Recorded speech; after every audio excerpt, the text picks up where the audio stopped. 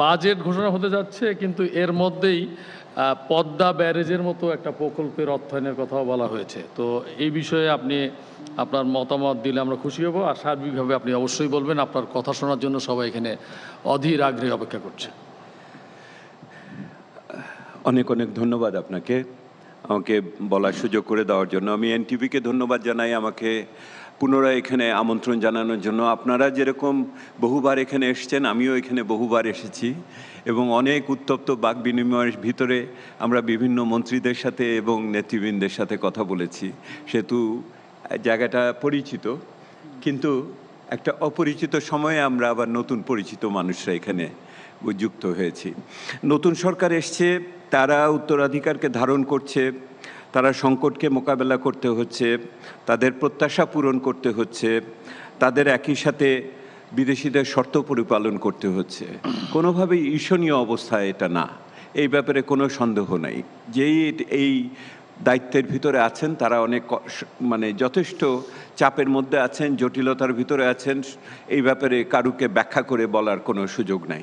প্রশ্নটা হলো যে এরকম একটি পরিস্থিতিতে আমরা কিভাবে সর্বাপেক্ষা বা সর্বোচ্চ সমন্বয়ের মাধ্যমে সবচেয়ে বেশি সংখ্যক মানুষকে এমন সুবিধা দিতে পারি যাতে এই রকম একটা অবস্থান থেকে আমরা উত্তরণ করতে পারি।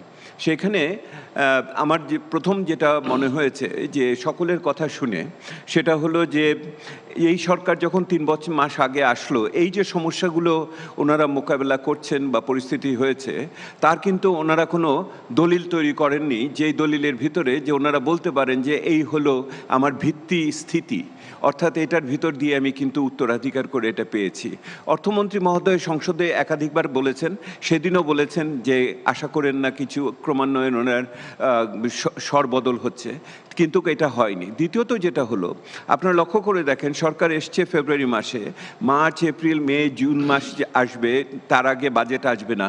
এই সময়কালে সরকারের কিন্তু কোনো কৌশলপত্র ছিল না, যে কৌশল ধরে আমি বলবো যে সরকার এই মুহূর্তে এই সংকটগুলোকে এইভাবে মোকাবেলা করতে চাচ্ছে, যার ফলে সংস্কারের ধারাবাহিকতা, স্থিতিশীলতার সম্বন্ধে এক ধরনের আস্থা, এই জিনিসগুলো আসলো না। বিচ্ছিন্নভাবে সরকার অনেক কিছু হয়তো করছে, কিন্তু একটি কৌশলের মাধ্যমে এই স্বল্প মেয়াদে ওনারা কি অর্জন করতে চান সেটা কিন্তু আমাদের পরিষ্কারভাবে আসে নাই। আমি আর একটু আগিয়ে যেয়ে বলি, তাহলে এইটার ভিতর দিয়ে কি হলো? ভিতর দিয়ে হলো এইটুকু যে আগামী বাজেট যেটা আসছে, সেই বাজেটটা যেই প্রেক্ষিতে রচিত হচ্ছে, ওইটাও কিন্তু ওনারা জনগণের কাছে ব্যাখ্যা করতে পারলেন না। অর্থাৎ অর্থনীতিকে যে রাজনীতি দিয়ে ওনারা ব্যাখ্যা করবেন, যেটা আমরা বলি কি শব্দ, বয়ান একটা লাগে না, ওই বয়ানটা কিন্তু তৈরি হয়নি। এই যে আজকের এই কথার থেকে এইটাই মনে হচ্ছে যে পুরো জাতিকে একটা এরকম একটা সমস্যার ভিতরে সকলেই স্বীকার করছে, কিন্তু কেমন একটা উদ্ভ্রান্ত ভাব নিয়ে অনিশ্চয়তার ভিতরে রয়েছে। আমি দু একটা পয়েন্ট বলেই আপনার পদ্মা ব্রিজে আসছি। সেটার 1 নম্বর যেটা হচ্ছে, তাহলে এই ক্ষেত্রে কি করণীয়?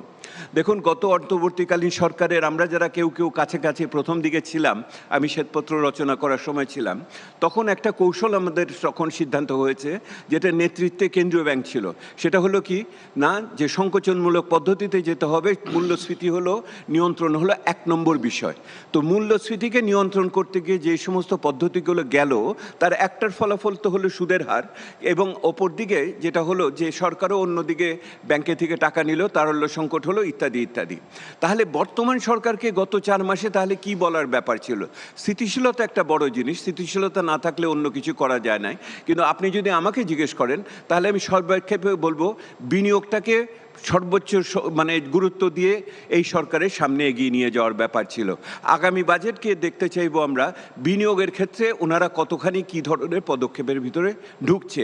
আমি যেটা আপনাদের বলতে চাই, মানুষের জন্য, গরিব মানুষের পক্ষে তো আমরা বলি, এবং সবচেয়ে পিছিয়ে থাকা মানুষের জন্য ফ্যামিলি কার্ড হবে, কৃষক কার্ড হবে, অন্যান্য কার্ড আপনারা হবে, কিন্তু প্রত্যেক বাড়িতে কি আপনি ফ্যামিলি কার্ড দিতে পারবেন?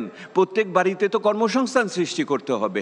সেহেতু কর্মসংস্থানের পক্ষে কি ধরনের আমরা কর ব্যবস্থা এবং ব্যয় ব্যবস্থা করব, সেইটা আমি আরেকটা পয়েন্ট আপনাদের কাছে বলি।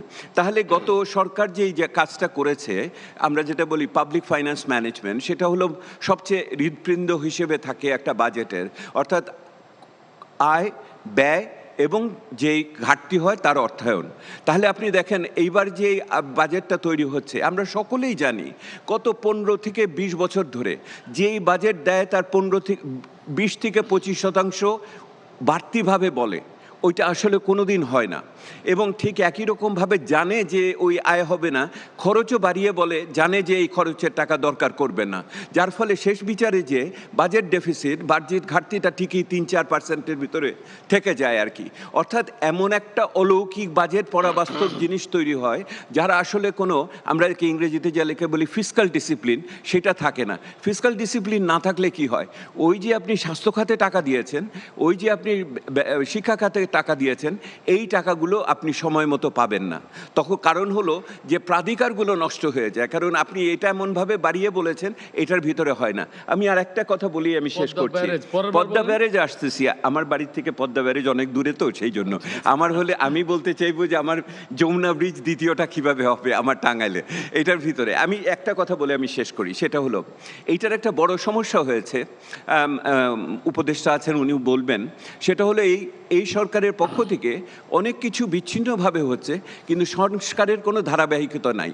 দেখুন আপনারা কি হয়েছে, সরকার তার নির্বাচনী ম্যানিফেস্টোতে বলেছিল একটা অর্থনৈতিক রিফর্ম কমিশন করবে, হয়তো নাই। ওনারা বলেছিলেন একটা পুঁজিবাজারের জন্য ব্যবস্থা গ্রহণ করবেন, হয়তো নাই। ওখানে ওনারা ব্যক্তি নিয়োগ দিচ্ছেন, কিন্তু সংস্কারের জিনিসগুলো আমরা সেরকমভাবে সেইখানে শুনতে পাচ্ছি না। আমি সাধারণভাবে যেটা এমনকি দেখেন এনবিআরের যেই নীতি এবং বাস্তবায়নের আমরা যে ভাগটা করলাম 4 মাসেও কিন্তু এটার কোনো সমাধান করতে পারলো না বর্তমান সরকার। সেহেতু দেখেন এখন কি হয়েছে, সংস্কারের ব্যাপারে সরকারের যে সদিচ্ছা সম্বন্ধে সংশয় প্রকাশ করে IMFও টাকা বন্ধ করছে। পরশুদিন দেখেছেন ফ্লিচ আমাদের নামিয়ে দিয়েছে। একটা বড় কারণ হলো সংস্কারের সম্বন্ধে সরকারের মনোযোগ সম্বন্ধে আছে কিনা। পদ্মা ব্রিজ সম্বন্ধে আমার সাধারণ একটা বক্তব্য, ওনাদের এটা নির্বাচনী প্রতিশ্রুতির ভিতরে আছে, আমিও মনে করি আমি এটার পক্ষে আছি। এইটার ওখানে যেইভাবে ফারাক্কার কাজের ফলশ্রুতিতে ওখানে শুষ্ক সৃষ্টি হয়েছে, ওই এলাকার মানুষের জন্য সেচ এবং অন্যান্য কাজের জন্য পদ্মা ব্রিজের দরকার আছে, ওই পদ্মা ব্যারেজের দরকার আছে। তবে এটাকে কিভাবে অর্থায়ন করবেন এবং কত বছর ধরে অর্থায়ন করবেন সেইটার একটা বিষয় এখানে রয়ে গেছে। সেহেতু যারা বলেন মেগা প্রকল্প আর করব না, এটা একটু অর্ধশিক্ষিতর মতো কথা। মেগা প্রকল্প দরকার করবে, কারণ অনেক এটা হলো যখন দরকার করবে সঠিক প্রকল্পটা করব, সঠিক দামে করব এবং সঠিকভাবে বাস্তবায়ন করব।